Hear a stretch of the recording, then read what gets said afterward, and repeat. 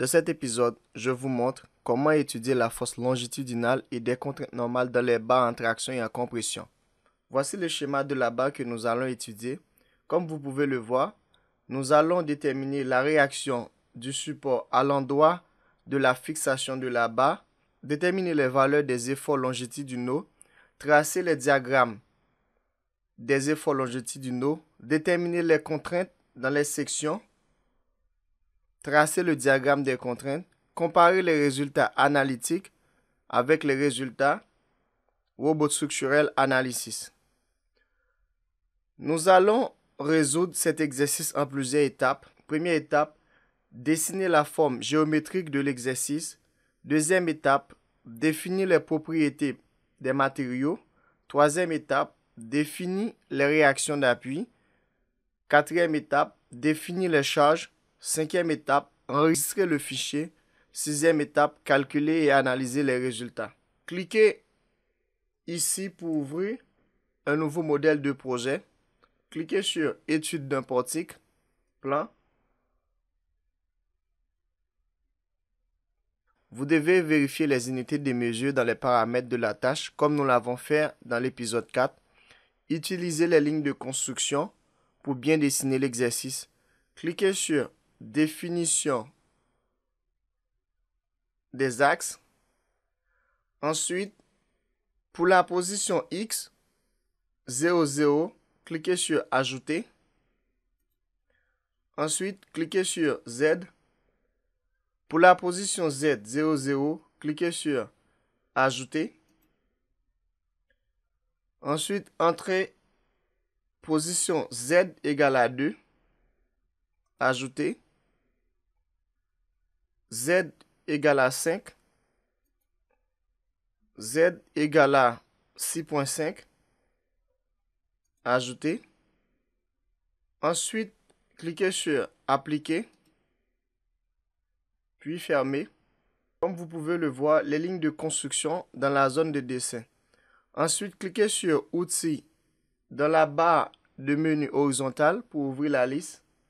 Cliquez sur Cotation pour mesurer la distance entre les axes.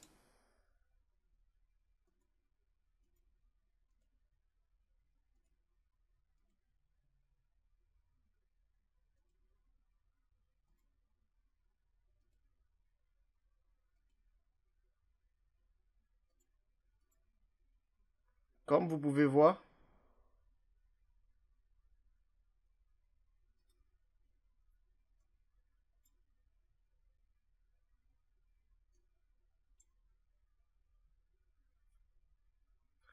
maintenant, vous pouvez dessiner la barre.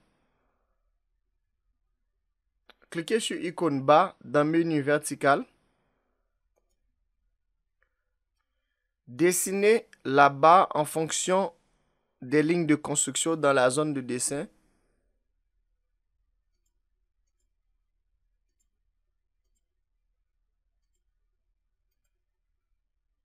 Puis, cliquez sur Fermer.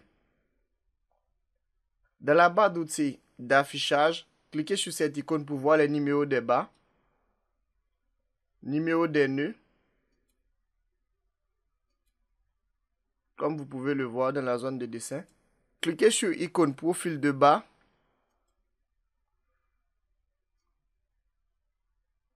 Ensuite, cliquez sur Définir un nouveau profil.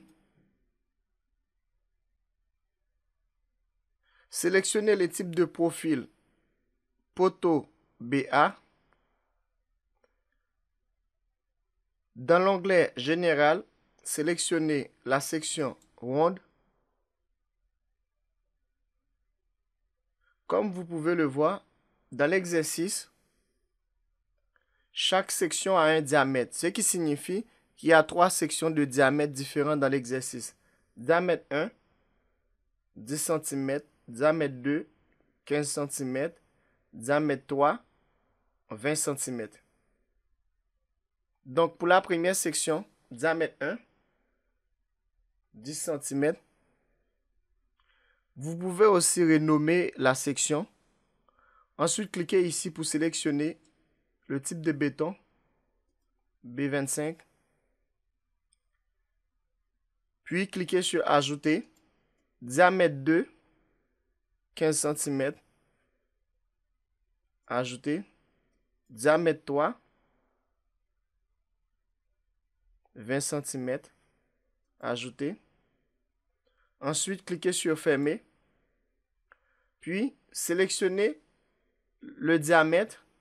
Ensuite, cliquez sur la barre à l'endroit où vous souhaitez affecter la section.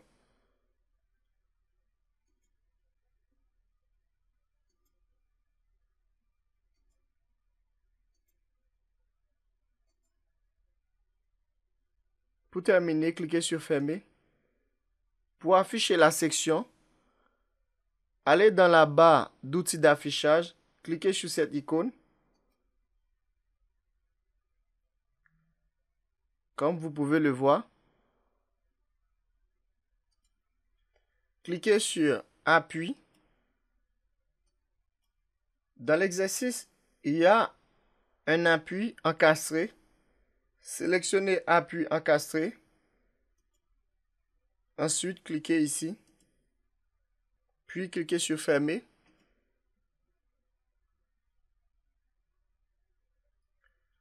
Cliquez sur Cas de charge. Cliquez sur Ajouter. Fermer. Ensuite, cliquez sur Définir charge. Dans l'onglet Nœud, cliquez sur Force nodale. Entrez la valeur de la force F1.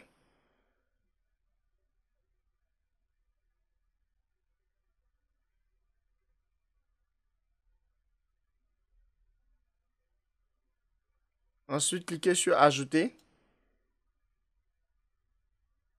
Puis, à l'endroit où vous souhaitez appliquer la force, cliquez sur l'onglet Bas. Ensuite, Charge uniforme. Rentrez la valeur pour la force qui 1.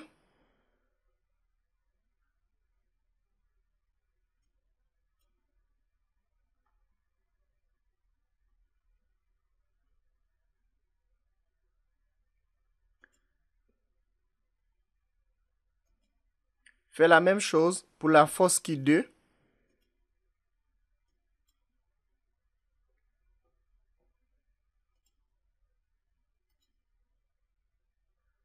Cliquez sur icône force ou moment sur la barre. Ensuite,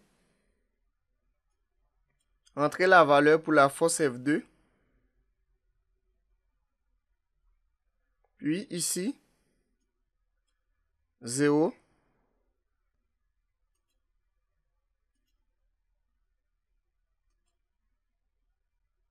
Cliquez sur Fermer. Cliquez sur cette icône pour afficher le symbole de la charge. Cliquez sur cette icône pour afficher les descriptions des valeurs de la charge. Comme vous pouvez le voir dans la zone de dessin. Cliquez sur Fichier dans la barre de menu horizontale pour ouvrir la liste. Ensuite, cliquez sur Enregistrer le projet sous.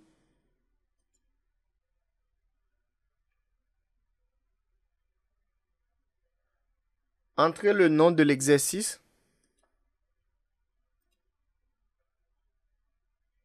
Ensuite, vous pouvez sélectionner l'endroit où vous souhaitez enregistrer le fichier. Ensuite, cliquez sur Save. Cliquez sur cette icône pour lancer le calcul.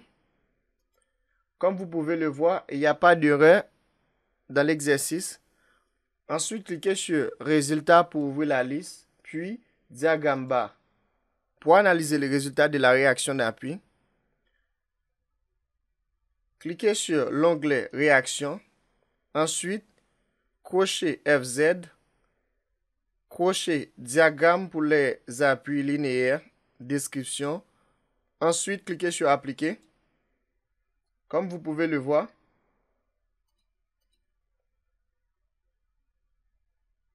la réaction d'appui Pour analyser les efforts internes, cliquez sur l'onglet NTM. Ensuite, cliquez sur FX, puis Appliquer. Comme vous pouvez le voir, pour afficher les valeurs, cliquez sur Paramètres, puis vous pouvez sélectionner Description, Appliquer, Texte,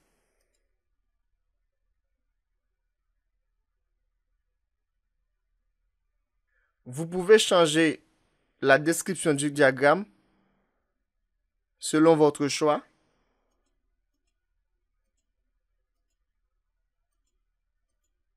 Comme vous pouvez le voir,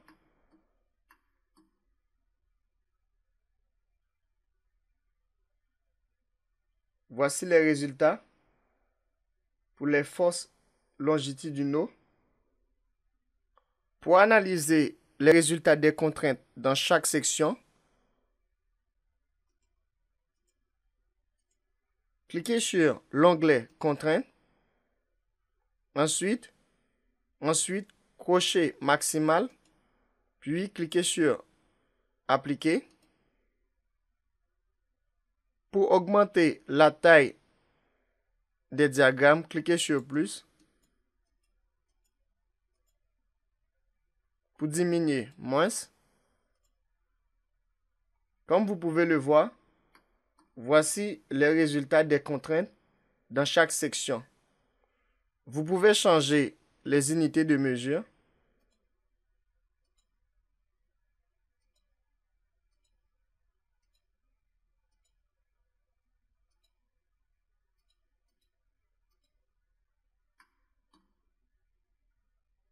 Maintenant, comparez les résultats de la méthode analytique par la méthode numérique. Comme vous pouvez le voir, par la méthode analytique, le calcul, diagramme des efforts longitudinaux, contraintes dans les sections, diagramme des contraintes. Voici les tableaux des résultats, diagramme des contraintes,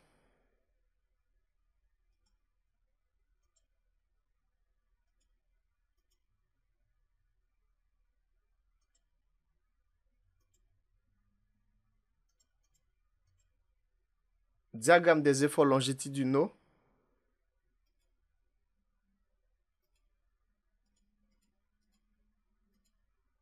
réaction d'appui. Pour la méthode analytique, la réaction d'appui égale à 7,50 comme vous pouvez le voir dans l'écran. Et dans Robot Structural Analysis, 10,69.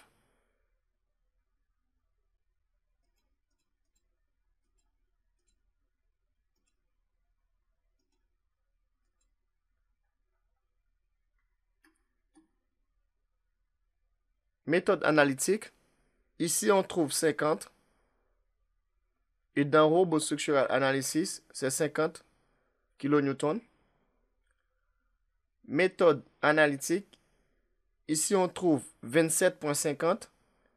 Dans Robot Structural Analysis, comme vous pouvez le voir. Méthode analytique, ici on trouve 52,50 positif. Et dans Robot, moins 52,21. Méthode analytique, 52,50. Dans Robot, moins 50,88. Méthode analytique, moins 7,50. Dans Robot, 10,69. Résultat des contraintes.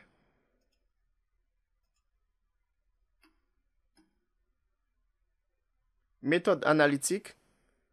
Ici, on trouve moins 6366,18 kPa.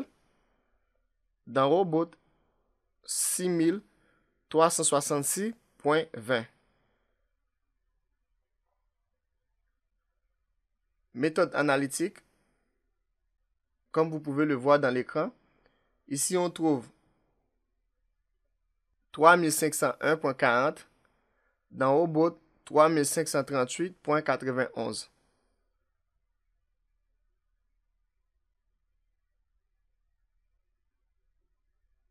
Vous pouvez remarquer par la méthode analytique, là où nous avons trouvé le résultat moins, dans Robot, le résultat est plus. Ce n'est pas une erreur, c'est juste la représentation de repères local.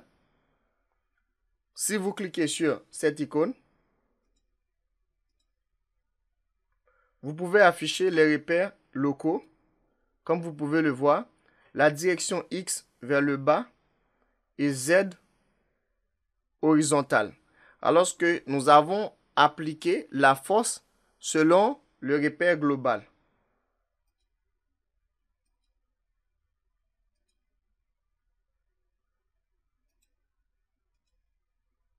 C'est pour cela que nous avons trouvé quelque part moins dans Robot et dans ta analytique plus. C'est la fin de cet épisode. N'oubliez pas de vous abonner et de partager la vidéo et d'activer la cloche de notification pour ne rien manquer.